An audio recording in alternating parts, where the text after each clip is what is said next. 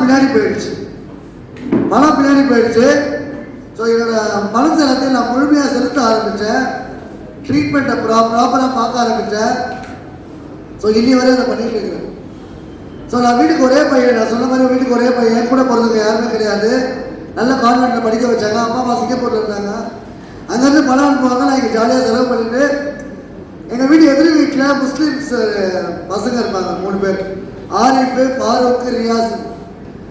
அவங்க அந்த முஸ்லீம் பண்டிகைலாம் வரும்போதோ அவங்க கூட குல்லாவை போட்டுக்கிட்டு லுங்கி கட்டிக்கிட்டு கஞ்சி வாங்க போவோம், நோம்பு கஞ்சி வாங்க போவேன்.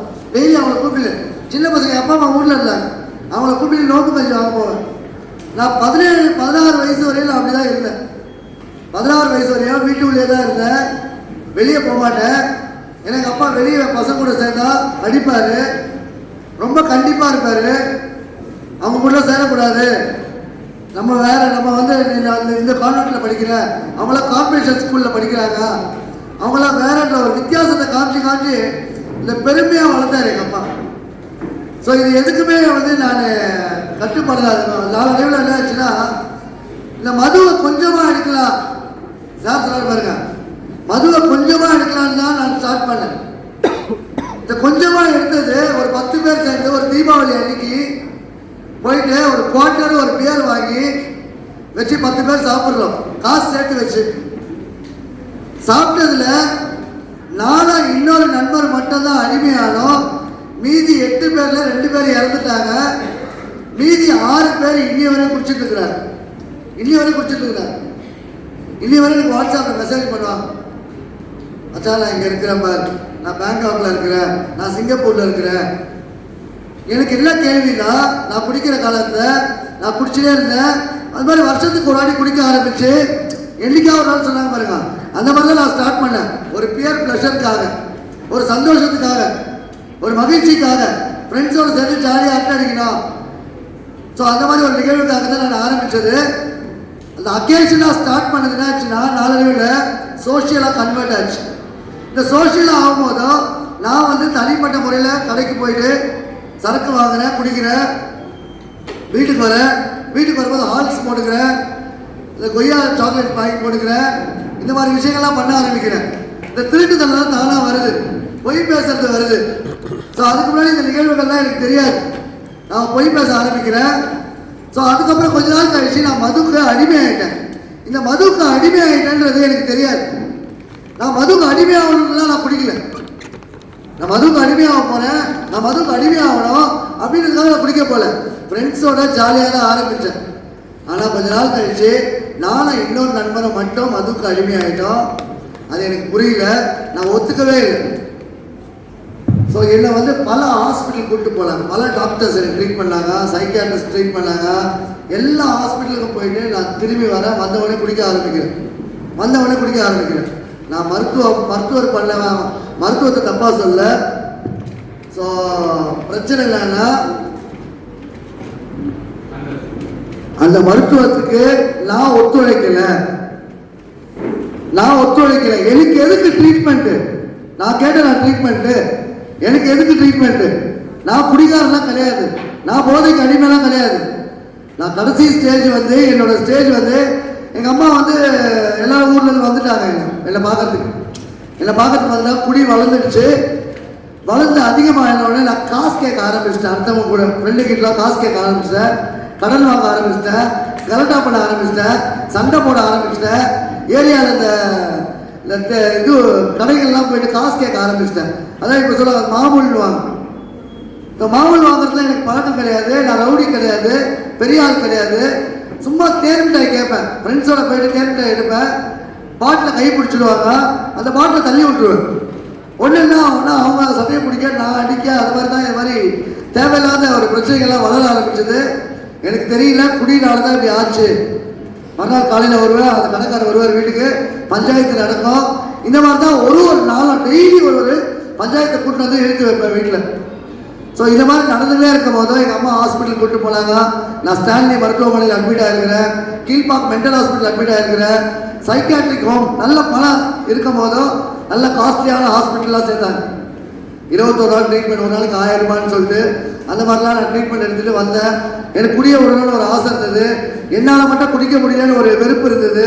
எல்லாரும் குடிக்கிறாங்க, என்னால் மட்டும் முடியலன்னு ஒரு இது இருந்தது. அப்படி இருக்கும் போதும் ஸோ எனக்கு இந்த ட்ரீட்மெண்ட்டை நான் அலோவ் பண்ணவே இல்லை. எனக்கு குடி பிரச்சனைன்றதை நான் ஒத்துக்கவே இல்லை. கடைசியாக நான் ஒரு கல்யாணம் ஒன்று பண்ணல. என் மனைவிக்கு 19 வயசு, எனக்கு 22 வயசு. கல்யாணம் பண்ண மனைவிக்கு கல்யாணம் பண்ண கால் கட்டு போட்டால் சரியாயிடும்னு சொல்லிட்டு நானாக முடிவு பண்ணிக்கிறேன். எனக்கு என்னன்னா, கல்யாணம் பண்ணால் நம்மளை யாரும் கேட்க மாட்டாங்க, நம்ம சுதந்திரமாக குடிக்கலாம் அப்படின்ற நிலைமைக்கு வந்துட்டேன். அந்த பொண்ணு வந்தாங்க, எங்கள் அம்மா கூப்பிட்டு ஓடி போய் கல்யாணம் பண்ணிட்டோம். எங்கள் அம்மா கூப்பிட்டு கேட்குறாங்க, எதை வச்சு மாடி தாலி கட்டிக்கல? அவன் வேலை வெட்டிக்கு போக மாட்டான், 10 காசு சம்பாதிக்க மாட்டான், அவனுக்கே தண்டை சாப்பாடு நாங்கள் தான் போடுறோம், இதில் வேற உடுக்குவாரே அம்மா அப்படின்னு சொல்லிட்டு எங்கள் அம்மா கேட்குறாங்க. ஆண்டி நான் மாற்றி காட்டுறேன் ஆண்டினா என் மனைவி. ஆனால் கடைசியில் வந்த 1 வருஷத்தில் அவங்க பார்த்த கோலம் என்ன வேற மாதிரி பார்த்துட்டாங்க. என்னால் குடியை நிப்பாட்ட முடியல, தொடர்ந்து குடிக்க ஆரம்பிச்சிட்டேன். மனைவியோட நகையை வாங்கி வைக்க ஆரம்பிச்சிட்டேன். ஸோ மனைவியோட நகையெல்லாம் முடிஞ்சது. வீட்டில் இருக்க பீரோவை எடுத்து போய் விற்க ஆரம்பிச்சிட்டேன், சிலிண்டர் எடுத்து போய் விற்க ஆரம்பிச்சிட்டேன். ஒரு பொருளாக போகுது என் வீட்டிலேருந்து. இதுக்கெல்லாம் காரணம் குடின்றது நான் ஒத்துக்கவே இல்லை. எனக்கு வந்த மனைவி சரியில்லை, அப்பா சரியில்லை, அம்மா சரியில்லை, இந்த அரசாங்கம் சரியில்லை, இந்த கவர்மெண்ட் சரியில்லை, இந்த மாதிரி அடுத்தவங்க மேலே பழி போட்டே இருந்த வழிய நான் சரியில்லை, என்னோட குடி பழக்கம் தான் இதுக்கு காரணம்ன்றதை நான் ஒத்துக்கவே இல்லை. கடைசியாக வந்து என் மனைவி வாழ மாட்டேன்னு விட்டு போயிட்டாங்க.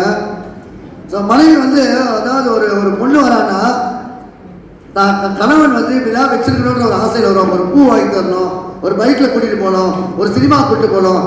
எதுவுமே பண்ண மாட்டேன், முண்டச்சி மாதிரி படுக்க வச்சுருக்கேன். வீட்லேயே இருக்கணும், எங்கேயுமே போகக்கூடாது. அப்படி போனால் சந்தேகப்படுவேன், எங்கே போயிட்டு வந்தேன், மளிகை கடைக்கு போயிட்டு வந்தா ஏன் 5 நிமிஷம் லேட்டு கேட்பேன். ஸோ இந்த மாதிரி ஒரு நான் வந்து மனதளவில் பாதிக்கப்பட்டு வரேன்றதை என்னால் ஐடென்டிஃபை பண்ண முடியல. நான் தான் என் மனைவி நான் கேட்குறேன், என் மனைவி தான் நான் கேட்குறேன், அதை நியாயப்படுத்தலை. நான் குடிக்கிறத நியாயப்படுத்தலை, எல்லாமே இது மாதிரி தான் பண்ணிட்டு இருந்தேன். கடைசி வரையும் நான் ஒத்துக்கவே இல்லை.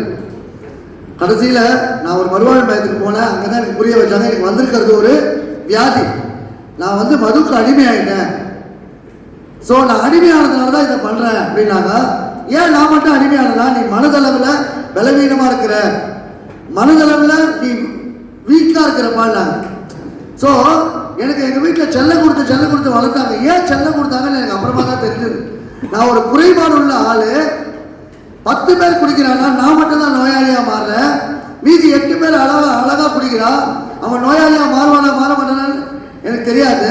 ஆனால் நான் மட்டும் தான் நோயாளியாக மாறினேன் அப்படின்றத அந்த மறுவாழ்வு மையத்தில் புரிய வச்சு எனக்கு சிகிச்சை கொடுத்தாங்க. உடல் ரீதியாக நான் நல்லா இருந்தேன், மன ரீதியாக எனக்கு கவுன்சிலிங் பண்ண ஆரம்பித்தாங்க. கொஞ்சம் கொஞ்சமாக முன்னேற்றம் வந்தது. மாற வேண்டியது நீதான் பாடினாங்க. நான் என்ன சொன்னா, என் மனைவியை மாறணும், எங்கள் மாமனார் சரியில்லை, எனக்கு சண்டை போட்டாரு, என் மச்சான் சரியில்லை, எல்லார் மேலேயும் குற்றம் சொன்ன நான் சரியில்லைன்னு ஒத்துக்க ஆரம்பித்தேன். போது தான் இதுக்கு விடையே கிடைச்சது. நான் இந்த நோயிலிருந்து அழகாக வெளியே வர ஆரம்பித்தேன். ஸோ வெளியே வந்து இன்னைக்கு நான் வாழ்கிற வாழ்க்கையே வேற. நான் கிட்டத்தட்ட என் சென்டரில் இன்னைக்கு 100 பேர் இருக்கிறான் பேஷண்ட்ஸ். 100 பேருக்கு நான் இதுதான் சொல்லுவேன். ஸோ அவன் தெரிஞ்சு பண்ணல, அவன் வேலைன்னு பண்ணல. எந்த ஒரு பழக்கமோ நோயாக மாறும். ஸோ நிறைய பேர் டிவி பார்ப்பாங்க, சீரியல் பார்ப்பாங்க, நிறைய பேர் சீரியல் பார்த்துட்டே இருப்பான், நிறைய பேர் வந்து இந்த கேம் விளையாடுவான், கேம் அடிக்ஷனுக்குள்ளே போவான். ஸோ எல்லாமே அடிக்ஷன் தான். இந்த அடிமையில் மோதல் நான் அதுக்கு அடிமை, அது சொல்கிற பேச நான் கேட்கணும் அப்படின்னு எனக்கு வந்திருக்கிறது ஒரு நோய்னா. வேர்ல்ட் ஹெல்த் ஆர்கனைசேஷன் இது டிக்ளேர் பண்ணுறான் 1950. Alcoholism is the disease. 10 பேர் குடிக்கிறாங்கன்னா 2 பேர் நோயாளியாக மாறுறான். யார் அந்த 2 பேர்னா மனதளவில் வீக்காக இருக்கிறவன். இந்த மனதளவில் வீக்காக இருக்கிறவங்க தான் வீட்டில் செல்லம் கொடுப்பாங்க. நான் என்ன பண்ண காலத்துக்கு விட்டு நான் செல்லன்னு சொல்லி சுற்றி இருந்தேன். ஆனால் அப்புறமா தான் தெரிஞ்சது எனக்கு ஏன் இப்படி நடந்ததுன்றது புரிய வச்சாங்க. நான் மீண்டு வந்தேன், இன்னைக்கு நான் நல்லா இருக்கேன். ஸோ இன்னைக்கு வாழ்க்கையில் வந்து எவ்வளோ பிரச்சனைகள் வந்தாலும் சரி, குடி தீர்வு இல்லைன்னு தெரிஞ்சது. குடி எந்த பிரச்சனைக்கும் தீர்வு கிடையாது. ஸோ போதை எந்த பிரச்சனைக்குமே தீர்வு கிடையாது. ஒரு ப்ளஷருக்காக தான் ஆரம்பிச்சது. பசுமையாக நினைவுக்கு இருக்கு எனக்கு. தீபாவளி அன்னைக்கு ஸ்டார்ட் பண்ணது. கோயம்பேடு வந்து அந்த பழைய பிரிட்ஜி சந்தில் ஒரு முள்ளு முதல்ல நான் குடித்தது. நான் என்னைக்கு குடி நோயாளியாக மாறினேன்னு எனக்கு தெரியாது.